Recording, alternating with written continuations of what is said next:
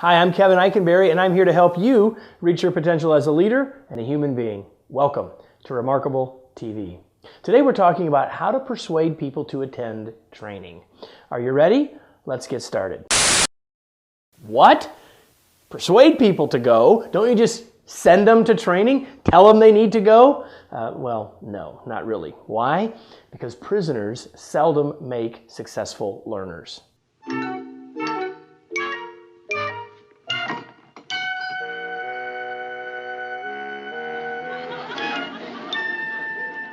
Foolish now, Sheriff. You know, I've been a trainer for over 25 years, and I've had more than a few Barneys in my classes.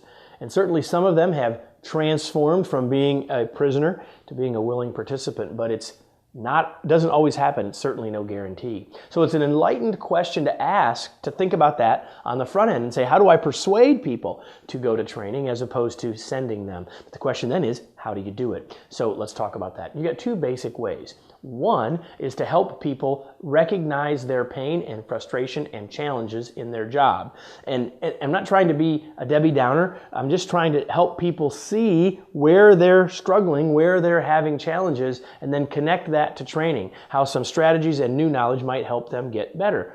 Second approach is to look at where people are aspiring to go. Look at their performance review, say, here's where you're trying to go, here are your learning goals, and here's how training might help you get there. Now, both of these will work, but I can tell you for most every person on the planet, we are more connected to getting rid of pain than we are of moving toward pleasure. So the reality is we buy more aspirin than we do vitamins.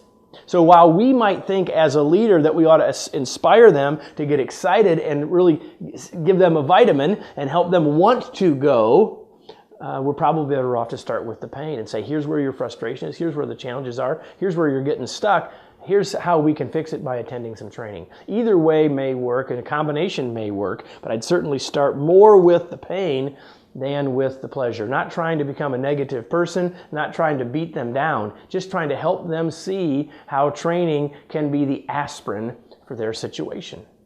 And if we do that, then people will come to the training more interested, engaged, and excited. Now, all of this requires that you have some conversation with people. Don't just send them an email and say, go to this training, or just send them a request on their calendar that says, you're going to training. It's not going to work. It's not going to have the success that you want. It's not going to get the outcome that you want, because it's really not about the training. It's about the result that people get when they get back to work. And if they go into that excited, if they go into that understanding the value to their work, they'll come out of it much more likely to apply something. So all of that leads us to today's tweet.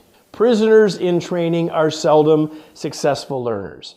Help people get excited about learning before they attend.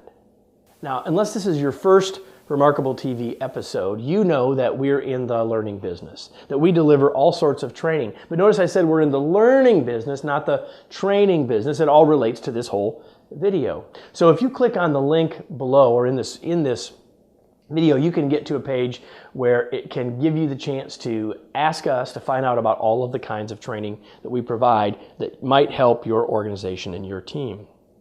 But of course, I'm really talking to you as leaders, because the people doing that persuading are those who are supervising others. And we've got a whole range of workshops for you as well, starting with From Bud to Boss for brand new leaders, to Remarkable Leadership, the Remarkable Leadership Workshop, all the way up to Leading at the Next Level. All three of these workshops for different points in our leadership journey to help us be more successful leaders.